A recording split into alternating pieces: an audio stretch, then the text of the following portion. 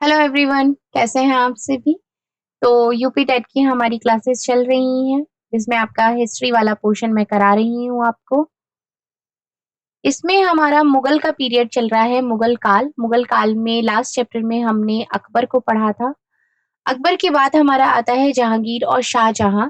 इसके बारे में आज हम करने वाले हैं। इसके बाद आपका एक और शासक बचता है, औरंगजेब।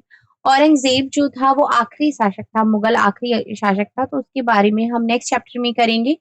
अभी अगर हमने लास्ट चैप्टर की अगर हम बात करते हैं तो अकबर के बारे में हमने पढ़ा था कि पानीपत का दूसरा युद्ध कब हुआ था, पानीपत का पहला युद्ध कब हुआ था, इसके बारे में भी मैंने आपसे पूछा था।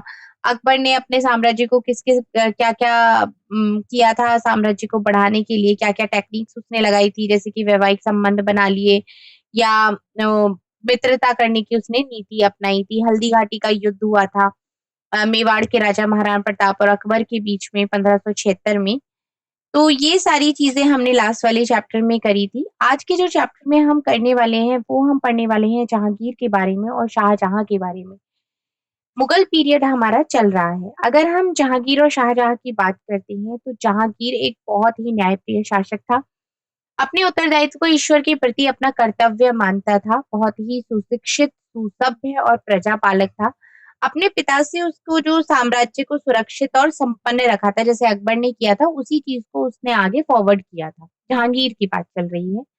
जहांगीर के अगर हम शासनकाल की बात करते हैं तो वो आपका आ जाता है 1605 से लेके 1627 तक। जहांगीर अकबर का बेटा था, बचपन का नाम जिसका सलीम था, और अकबर के 9 रत्नों में अब्दुल रहीम खान खाना से ही सलीम ने तुर्की और फारसी भाषाओं का ज्ञान प्राप्त किया था। अगला दो भाषाओं का ज्ञान था सलीम को, सलीम मतलब जहांगीर को, तुर्की और फारसी। और वो उसने किससे सीखी थी? अकबर के जो 9 रत्न थे, अब्दुल रहीम खान खाना जिसमें थे, उनसे उन्होंने ये सीखा था। अब अकबर की मृत्यु के बाद में सलीम का राज्याभिषेक हुआ था, नूरुद्दीन मोहम्मद जहांगीर के नाम से वो फेमस हुआ आगे। अब अगर हम उसके शासनकाल की बात करते हैं तो गद्दी पर बैठते ही सबसे पहले उसके अपने ही बेटे खुसरो ने उसको उसके साथ विद्रोह करना पड़ा। जहांगीर के दो बेटे थे, पहला था आपका खुसरो और दूसरा आपका था खुर्रम।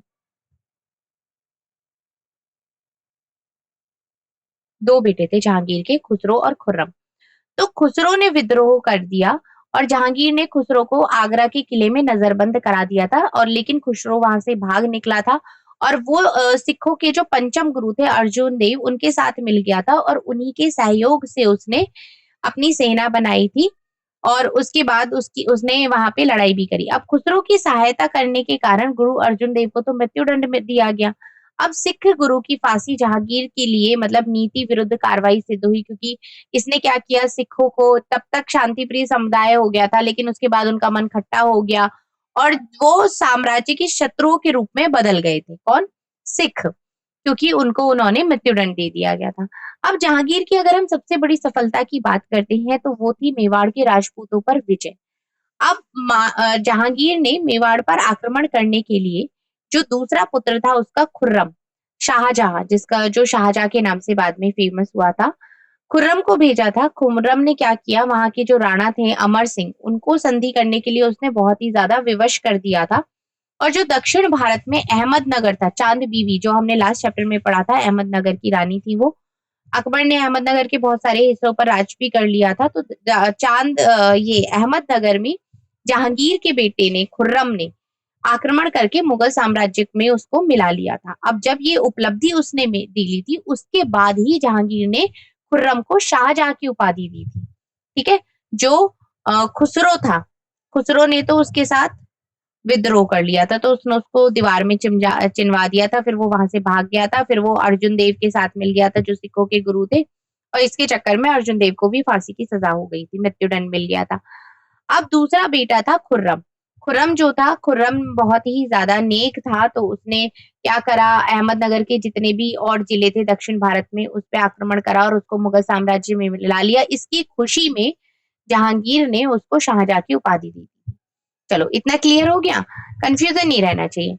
अब क्या हुआ कि जहांगीर ने अकबर की जितनी भी सुलह नीति थी उनका अनुसरण किया और मेवाड़ को उदार शर्तें देकर राजपूतों को की राजभक्ति प्राप्त कर ली थी। मतलब इनको पता था कि हिंदुओं की सपोर्ट के बिना ये आगे नहीं बढ़ सकते। तो इन्होंने अलग-अलग नीतियाँ अपनाई थी, जैसे कि वैवाहिक संबंध स्थापित कर लिए, या उनको पहले उन्होंने अपने राज्य में मिला लिया, फिर राजपूतों के जितने भी बड़े उनको ऊँचे-ऊँचे पद पर उन्होंने भेज दिया था, मित्रता कर ली थी। तो बहुत सारे शक्तिशाली सरदारों और राजपूतों को उन्होंने बहुत ऊँची पदवी भी दी थी। अब अगर हम बात करते हैं एक व्यक्तित्व की, जहांगीर का व्यक्तित्व किस तरीके के था, तो जहांगीर ने सब लोगों के हृदयों पर विजय पाने का प्रयत्न किया था, मतलब प्रयास किया था। विरोधियों को भी उसने क्षमा करा था, बंदियों को मुक्त कर दिया था, न्याय की प्रसिद्ध जंजीरें उसने इस तरीके से लगवा दी थी कि अगर आप वो जंजीरें बजाते हैं तो मतलब आप बादशाह से सीधी फरियाद कर सकते हैं, अपनी कोई भी बात है वो बादशाह तक पहुँचा सकते हैं। ठीक है, उसने अलग-अलग घोषणाएँ भी करवाई थी कि राज्य के लोगों में अच्छे आचरण की जो प्रवृत्ति है उसका विकास होना चाहिए। जहांगीर की बात चल रही है। अब जहांगीर जो था वो कला और साहित्य को उसको बड़ा पसंद था। वो स्वयं भी एक विद्वान था। उसने अपनी एक आत्मकथा लिखी थी, सुज़ुकी जहांगीरी, और उसको उद्यान लगाने का भी बहुत ज़्यादा शौक था। बहुत अच्छा वो चित्रकार भी था। वो इतना ज़्यादा कुशल था कि अगर एक पेंटिंग में 4 चित्रकारों ने वो पेंटिंग बनाई है, तो वो ये बता देता था कि ये हाथ इसने बनाए हैं, पैर इसने बनाया है, सर इसने बनाया है, वो सबको अलग-अलग पहचान कर लेता था। अब यहाँ से जो एक इम्पोर्टेंट चीज़ स्टार्ट होती है, वो है कि जहांगीर के शासनकाल में ही पुर्तगालियों ने अपनी व्यापारिक स्थिति मजबूती रखी, मतलब जो अंग्रेज़ों का जो एक तरीके से आगमन हुआ था, स्टार्टिंग जो हुई थी वो जहांगीर के शासनकाल में हुई थी। अंग्रेज़ों और मुगलों के बीच में संबंध स्थापित हुए थे। जहांगीर जो थे वो काफ़ी एक तरीके से इम्प्रेस हुए थे उनकी नौसेनाओं से, पुर्तगालियों की। अब इंग्लैंड के जो सम्राट थे, उन्होंने व्यापार करने के लिए हॉकिंस को और उसके बाद सर टॉमस रो को राजदूत बनाकर भारत भेजा था। अब जहांगीर से वो व्यापार करने की आज्ञा लेने के लिए आ गए थे। अब जहांगीर तो काफ़ी उनसे इम्प्रेस थे कि बड़े-बड़े जहाज हैं उनके, तो वो वाली चीज़ आ गई। अब उन्होंने क्या किया, उन्होंने अंग्रेज़ों को भारत में व्यापार करने की आज्ञा दे दी। अब अंग्रेजों द्वारा भारत में ब्रिटिश राज्य स्थापित करने का ये पहला चरण था। किसके शासनकाल में? जहांगीर के शासनकाल में। अब जहांगीर को सारी चीज़ें जहांगीर की बहुत अच्छी थी, लेकिन सबसे खराब आदत होता है ना कि आपके अंदर 10 अच्छाइयाँ हैं, लेकिन एक बुराई इतनी बड़ी है कि आपकी 9 अच्छाइयों को खत्म कर देती। वही वाली बात थी कि जहांगीर को मदिरा पान की बहुत बुरी आदत थी, जिससे जो उसके चरित्र की जो चीज़ें थी वो धीरे-धीरे नष्ट होती गईं। उसके स्वभाव में भी वो चीज़ें आ गई और वही उसके पतन का कारण बन गई थी, और 1627 में जहांगीर की मृत्यु हो गई थी। ठीक है? तो ये उसका एक कैरेक्टर है। अब जहांगीर के काल में नूरजहाँ कौन थी? नूरजहाँ का प्रभाव क्या रहा था? नूरजहाँ के जो बचपन का नाम था वो था मेहरुन्निसा। इनके जो पिता थे, ग्यास बेग तेहरान का निवासी था। उसका विवाह जो था वो शेर अफगन नामक एक ईरानी के साथ हुआ था, मेहरुन्निसा का, नूरजहाँ का। तो बुद्धि और सुंदरता के कारण जहांगीर ने ही उसे नूरजहाँ की उपाधि दी थी। अब जहांगीर के शासनकाल में नूरजहाँ की जो एक भूमिका थी वो बहुत ही ज़्यादा महत्वपूर्ण रही, क्योंकि नूरजहाँ जो थी बहुत योग्य महिला थी। राज के कार्यों में उन्होंने जहांगीर को पूरा सहयोग भी किया था। उसके बाद नूरजहाँ की जो बहुत ही साहसी महिला भी रही हैं, शिकार को जाती थी, शेरों को स्वयं मारती थी, युद्ध में भी काफ़ी सक्रिय थी, सुशिक्षित भी थी, सुसंस्कृत महिला भी थी और कला में उनकी विशेष रुचि थी। इनके बारे में सिर्फ इतनी ही जानकारी है। उसके बाद बात आती है शाहजहाँ की। शाहजहाँ का नाम क्या था? खुर्रम। मुगलों का एक विशाल सम्राट था। इतने विशाल सम्राट की व्यवस्था करना और उसको प्रॉपर्ली मेंटेन करके रखना, वो भी एक बहुत बड़ी बात थी।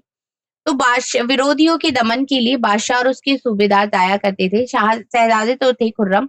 1628 ईस्वी में शाहजहाँ के नाम से आगरा के सिंहासन पर बैठे थे। इनका जो जब राज्याभिषेक हुआ था, तो उस समय बुंदेलखंड के जो शासक थे, जुझार सिंह, उनसे मिलने के लिए आगरा आए थे। उन्होंने मित्रता के अवसर के चक्कर में गोंडवाना पर चढ़ाई भी कर दी थी, लेकिन बादशाह ने इस विद्रोह को बहुत ही जल्दी दबा दिया था। मतलब मित्रता करने के लिए आए हैं, लेकिन उन्हें मौका मिल गया तो भई अब चलो अपना काम कर लेते हैं।